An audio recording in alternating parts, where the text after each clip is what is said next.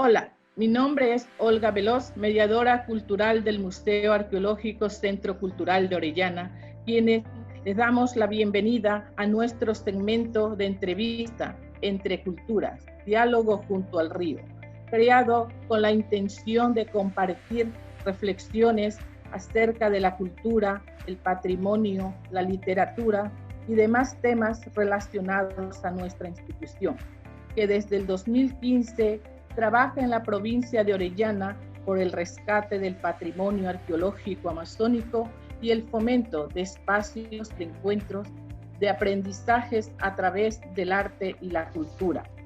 Hoy trataremos sobre el tema gestión cultural en la Amazonía ecuatoriana, con el objetivo de distinguir el trabajo que viene desarrollando el MACO y la adaptación de las actividades culturales a los medios virtuales, especialmente en este tiempo de pandemia.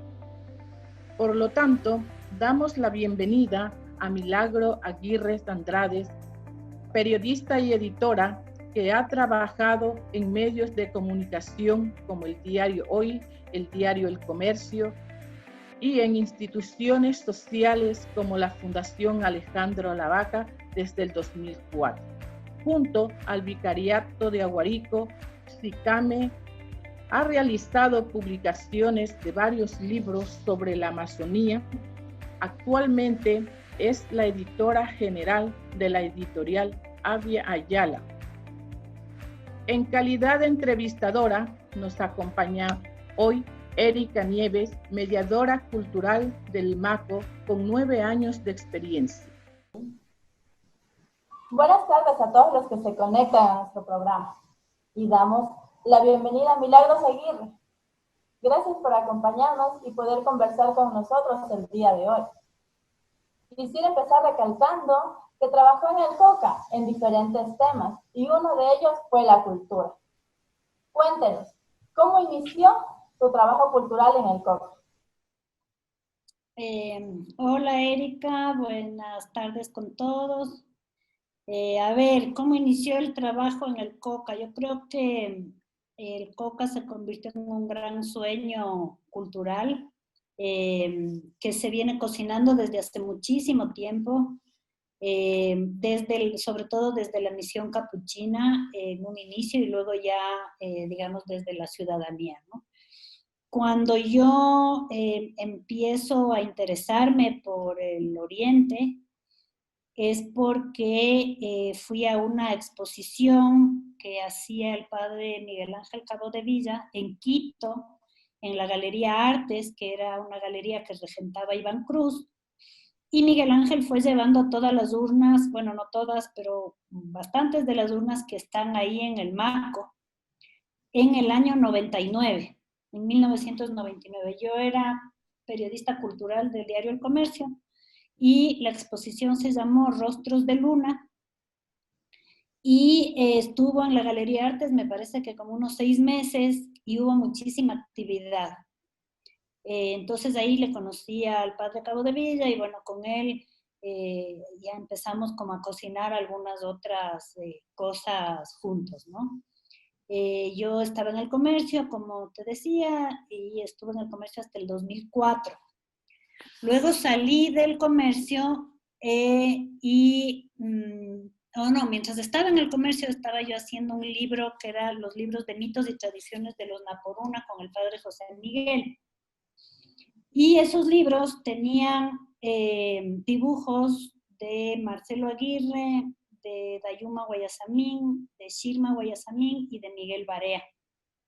Con esos 4 artistas se realizó una primera exposición, primero en Quito y luego en Coca. Y se llevó esa exposición y se la puso en esta caseta, en este sitio de turismo del Coca que había ahí en esa chocita que todavía me parece que existe, en pleno malecón. Ahí se hizo esa primera exposición. Bueno, y a raíz de eso ya se empezaron a hacer algunas otras cosas pensando en que el museo de SICAME quedaba muy pequeño para la maravilla de obras arqueológicas que hay que son parte ahora del MACO, ¿no? Entonces se plantearon algunas cosas, como sacar todas las piezas del Museo de Pompeya, organizar ahí otro museo, que se hizo un museo etnográfico, traer esas piezas a Quito a que las restauren, ya que las limpien, en fin, porque algunas estaban en trozos. Cogimos unas piezas que eran del municipio, que el municipio tenía una parte, en Rocafuerte había otras. Bueno, entonces se hizo toda una tarea de recuperación de esas piezas. Y mientras hacían eso, nosotros seguíamos, como dicen por ahí, inflando globos y pensando en otras cosas. Entonces me acuerdo que las primeras gestiones culturales o actividades culturales se hicieron entre el año 2006 y 2009 en el barrio La 28 se llama, que atendía el padre Pedrito. Y en ese barrio se empezó a formar unos chicos, se hizo algunos recorridos de teatro. Yo me acuerdo que de ahí empezamos a trabajar con la mesa de jóvenes, aunque esto ya fue un poco más tarde. Pero antes era solo en este barrio, se hizo un cineclub. Se hizo también una alianza con el Teatro Sucre, y con el Teatro Sucre se llevaron por lo menos un evento al mes, que se hacían a veces en la catedral, a veces en el auditorio del municipio. En fin, se empezó así. No sé si tienes más inquietudes sobre eso, pero así se empezó. Todos esos eran pasos previos al MACO. Luego, bueno, ya se hizo una como cacería de promotores, donde ya estabas tú, muy jovencita, estaba Felipe, estaban, no sé, algunos personajes, estaba Pepe Enríquez, que murió, que era nuestro compañero, con él se hacía el cine. Bueno, digamos, ya entre el 2009 en adelante ya se hicieron cosas más formalmente desde la Fundación La Vaca, pero al principio se hicieron desde entre vicariatos y CAME, un poco más informalmente, pero sí con apoyos del Teatro Sucre, de la Embajada de España, que también llevó algunos eventos, nos ayudó con eso, la Embajada de Estados Unidos, que también se prestó a llevar eventos, y bueno, se empezó así, con el apoyo un poco de municipio, con Rocío Veloz, que estaba en ese entonces en el área cultural del municipio. Y bueno, así más o menos nació el tema de la gestión cultural de COCA.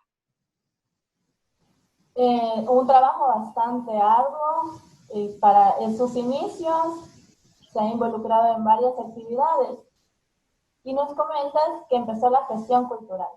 Para ti, Mira, ¿qué es la gestión cultural en la Amazonía? A ver, yo siempre he creído que hay cosas que nos unen y cosas que nos desunen, ¿no?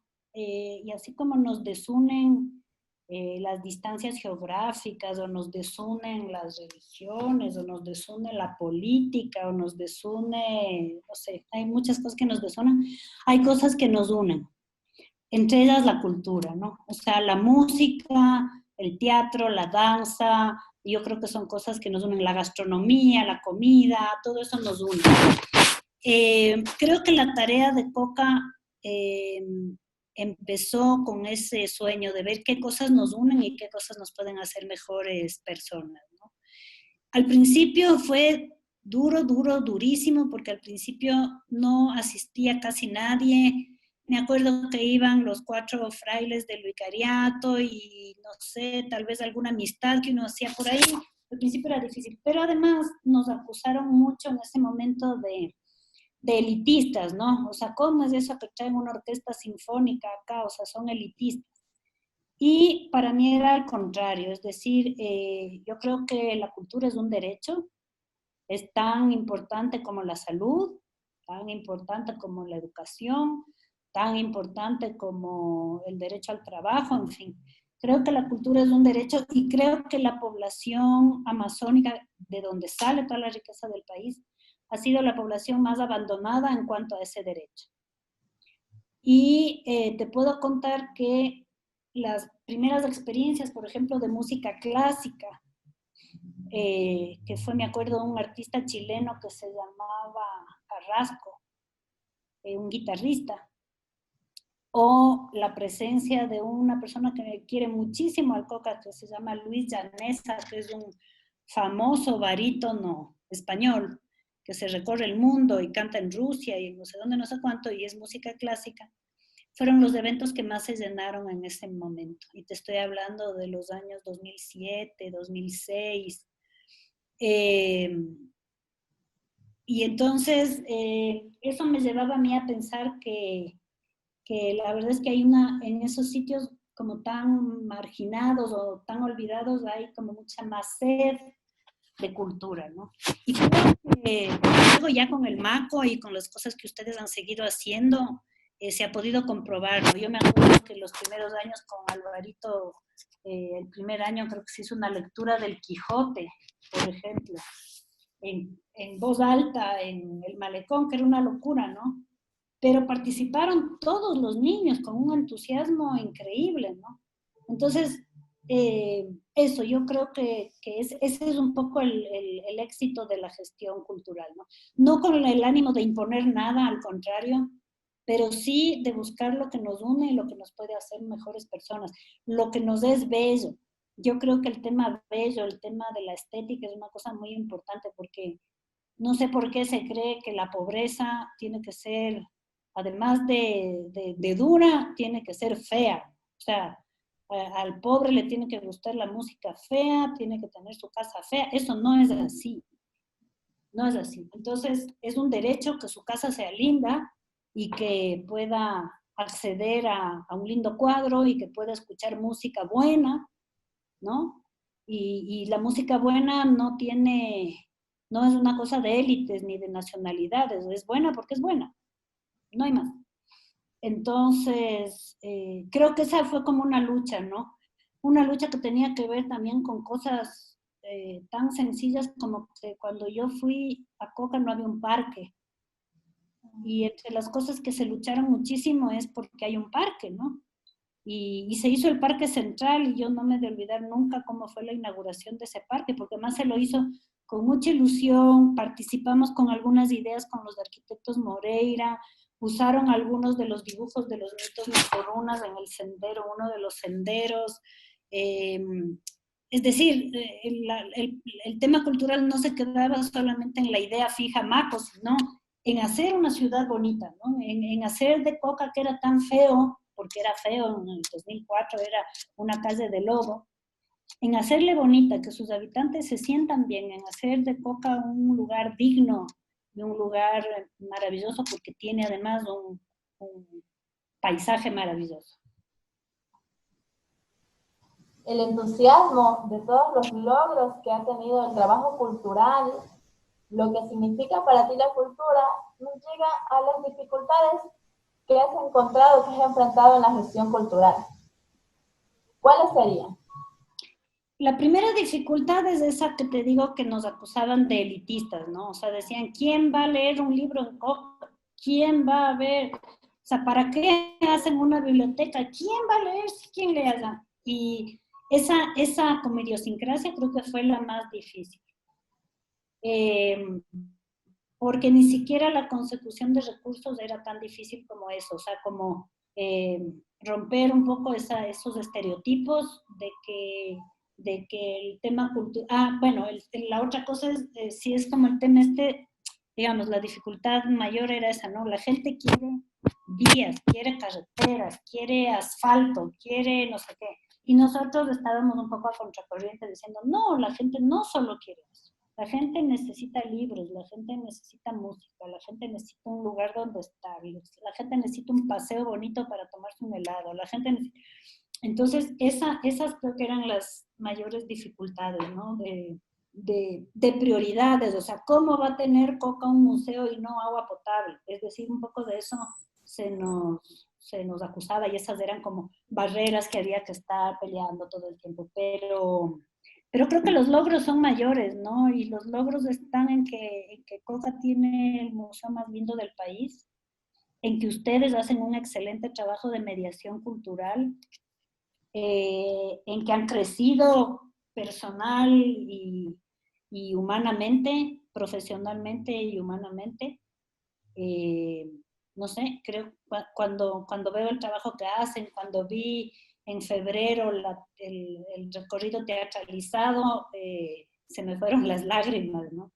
De la emoción, porque la verdad es que les he visto a ustedes también crecer y creo que ustedes ya no son las mismas personas que cuando les conocí en el 2009, ¿no? Eh, porque la cultura cambia, enriquece, ayuda. Y creo que los niños de Coca van a ser unos niños mucho más exigentes, unas personas mucho más exigentes en cuanto a sus, a exigir su derecho cultural. Sí, mire. Y hablando del recorrido que fue en febrero, ahora tenemos una situación diferente. La situación que puedes observar tú ahora, que está enfrentando los museos a nivel nacional. ¿Qué piensas sobre eso?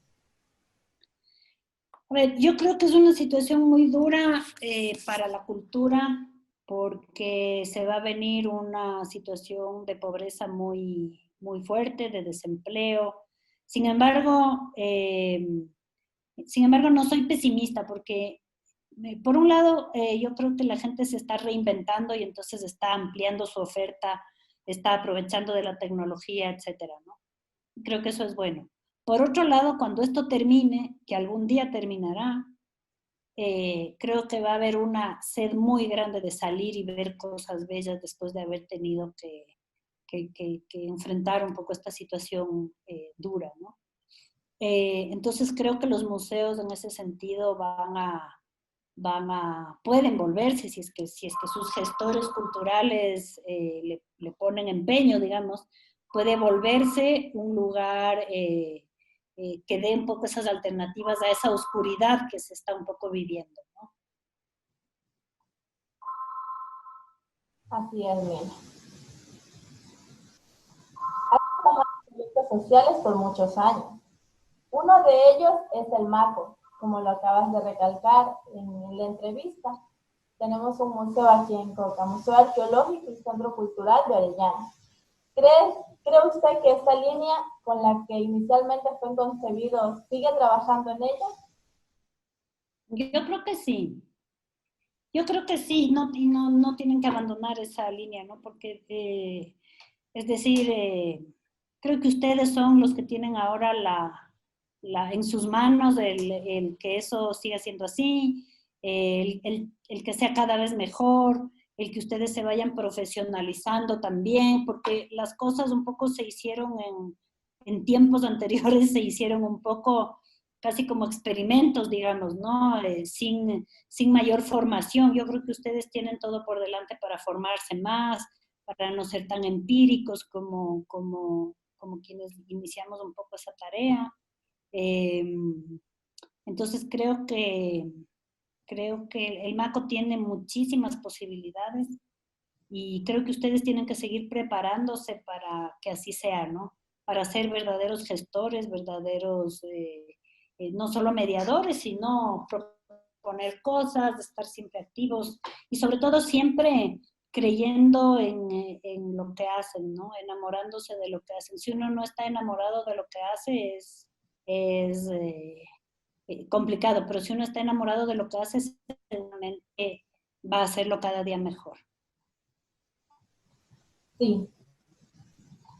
Vamos nosotros creciendo y en esto tenemos nuevas adaptaciones de las actividades culturales. Ahora se las hace de manera virtual. ¿Qué opinas de la nueva muestra de la cultura? Como digo, yo creo que la cultura es reinventarse, ¿no? Y yo creo que todo el mundo está como tratando de reinventarse.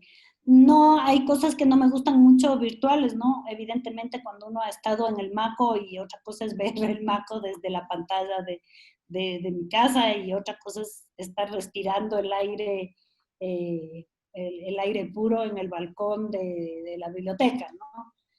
Sin embargo, creo que hay que creo que hay que adaptarse, ¿no? Y como digo, aprovechar este tiempo de introspección también para reinventar, para proponer nuevas cosas, para mejorar las cosas que no estaban tan bien, etcétera, etcétera. Sí. No yéndonos del tema, pero como ya hablar sobre, sabemos que has trabajado varios años en la Amazonía. Cuéntanos tu experiencia con los pueblos indígenas. A ver, digamos, cuando estaba ahí, de alguna manera se trabajaron sobre todo dos líneas de trabajo. La una era el tema de la gestión cultural y la otra el tema de la sensibilización de los pueblos indígenas aislados, ocultos o como quieran llamarlos. La primera tarea, la de gestión cultural, creo que ha sido exitosa. La segunda tarea no ha sido exitosa porque en el tiempo que yo estuve ya hubo una matanza y estoy segura de que han habido muchas más. Y no, digamos, fue como una constante frustración que desde el trabajo que se hacía se daban las alertas de que eso estaba pasando, de que estos grupos indígenas son los más vulnerables, de que hay demasiadas amenazas, de que está el madereo, de que está gente armada, de que invaden sus territorios, etcétera, etcétera. Entonces, mientras en un tema, de alguna manera, tenemos unos delitos que contar, como son el MAC o el Museo de Pompeya, las cosas lindas que se hacían y que se siguen haciendo, en el tema de pueblos en aislamiento a mí me queda mucha frustración. Digamos, en cuanto al trabajo directo con los indígenas, sí, muy agradecida porque yo de las comunidades aprendí muchísimo, tanto de los quichuas como de los guaraní. Tengo unas lindísimas amistades ahí, tengo a mis ahijados ahí, y sobre todo tengo eso, ¿no? Las enseñanzas de vida comunitaria, de minga, de sencillez, de otra manera de ver el mundo, ¿no? Y creo que eso me dio, eso me queda, digamos, de los pueblos indígenas, su riqueza cultural.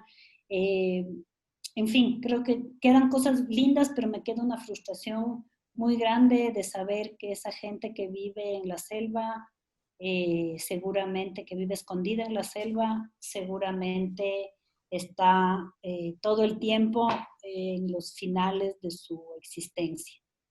Y si ya son los finales de su existencia, ni siquiera nos vamos a enterar. Y eso a mí me resulta tremendamente conmovedor, porque no creo que haya derecho a lo que hacemos como país, que es a extraer toda la riqueza a costa de la vida de las personas. Y eso a mí me genera un conflicto interior, una pena, un dolor muy, muy grande, ¿no?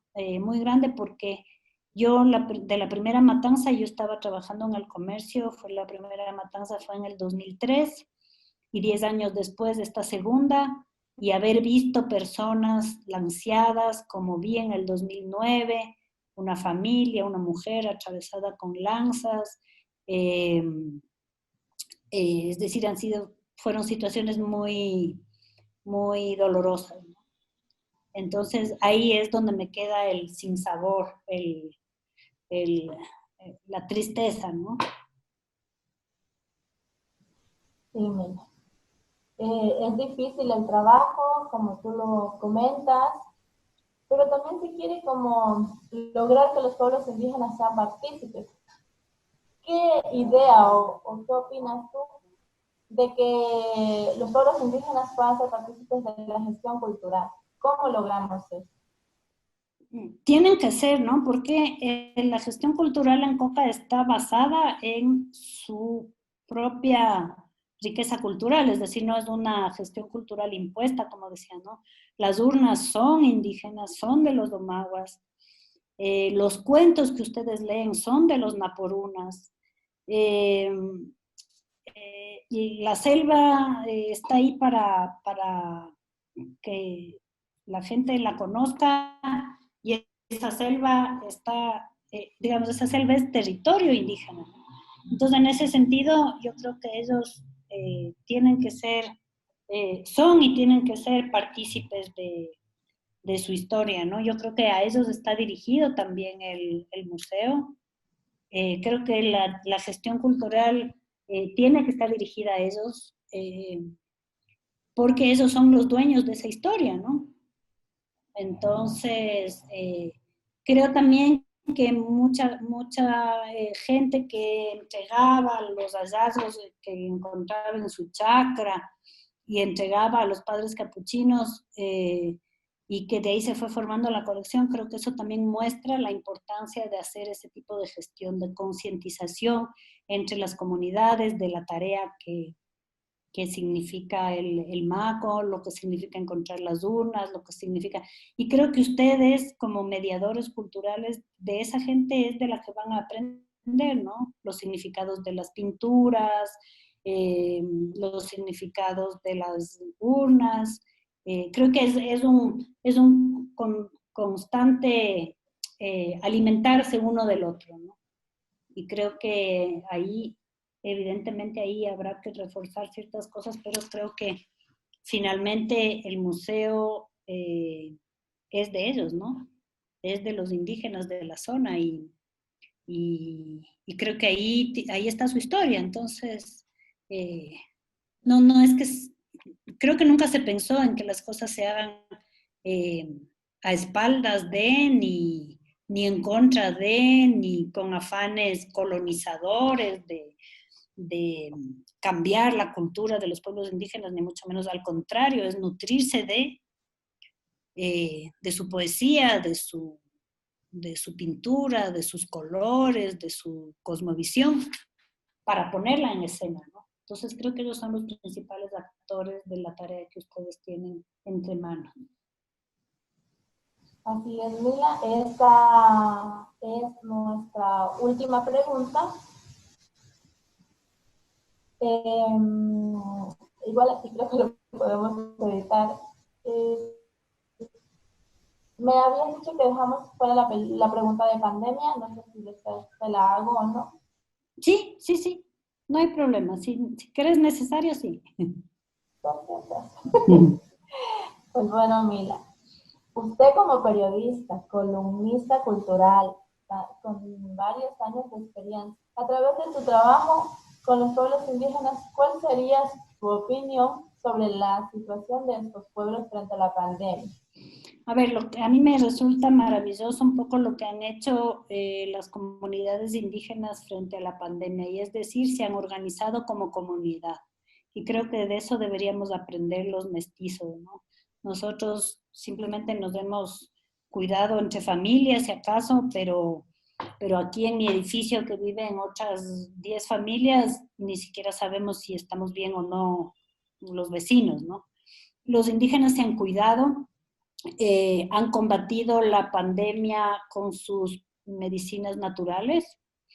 Han habido casos, menos mal, de recuperación, han habido casos no tan positivos de solución. Sin embargo, creo que frente al abandono constante, al abandono estatal, ellos han utilizado toda su sabiduría, la sabiduría de sus abuelos, para cuidarse de esta situación. Creo que nos falta muchísimo entender un montón de cosas sobre cómo los indígenas de la Amazonía han ido superando y han ido trabajando, incluso se han ido gestionando ellos mismos las ayudas, ellos han estado hablando con ONGs, ellos han estado hablando con el propio Ministerio de Salud para tratar de resolver su situación. Es decir, creo que ha habido un trabajo colectivo del cual deberíamos aprender como sociedad. Es decir, frente a la adversidad, la resiliencia de ellos creo que es formidable, ¿no? Las cifras son bastante difíciles porque de acuerdo al último boletín de Confeniae, hay 2.000 personas contagiadas entre los pueblos indígenas de la Amazonía, y eso es mucho. Sin embargo, lo que me alivia, digamos, es que las cifras de muertes no son tantas, aunque sí hay. Pero básicamente el tema fundamental es cómo el autocuidado ha sido importante, cómo las comunidades en un principio ellas mismas se bloquearon, impidieron el ingreso de gente a su territorio. A pesar de eso, nosotros los mestizos, que no nos da la gana de estarnos quietos, hemos ido, los madereros han ido, los petroleros han ido, en fin, digamos, y eso ha ido como haciendo más complicada la situación de la pandemia para ellos. Pero sí creo que hay que aprender mucho del tema de autocuidado, del tema de la sabiduría de sus plantas. Creo que eso les ha ayudado muchísimo a la hora de enfrentar esto y ha impedido que haya mucha gente en los hospitales, ¿no? Entonces creo que hay muchísimo que aprender de la manera en la que los indígenas se han organizado y han enfrentado esta situación tan dolorosa y tan complicada. Así es, mira. Gracias por ayudarnos con la entrevista, por darnos unos minutos de tu tiempo y compartir toda tu experiencia con nosotros. Eres una de las fundadoras del MACO y por eso queríamos tenerte en nuestra entrevista. Muchísimas gracias a ti y que pasen muy bien, que superen esta pandemia y que en este tiempo aprovechen para, como digo, repensar algunas cosas del MACO, ponerle más empeño a otras cosas, desearles toda la suerte. Como digo, siempre hago propaganda de que el MACO es de los museos más lindos del país. Es así, estoy segura de eso. Y así que sigan así, sigan trabajando con ese empeño, con esa gana y vayan creando más sueños, ¿no? Vayan inflando más globos, como dicen por ahí, que hay muchísimo por hacer todavía. Sí, como tú dices, nosotros nos vamos reinventando, nos vamos acoplando, tenemos nuestras páginas, vamos publicando siempre nuevas actividades para que el MACO siga en pie, para que el MACO siga vivo. Como decías tú, el MACO no es solamente el museo que está ahí estático, sino que con las actividades pueden seguir y seguir avanzando. Mucha suerte, Erika, que tengan unos lindos días por allá. Los invitamos a seguir disfrutando de la programación especial de MACO Contigo. Pues muchas gracias por acompañarnos y será hasta una próxima oportunidad.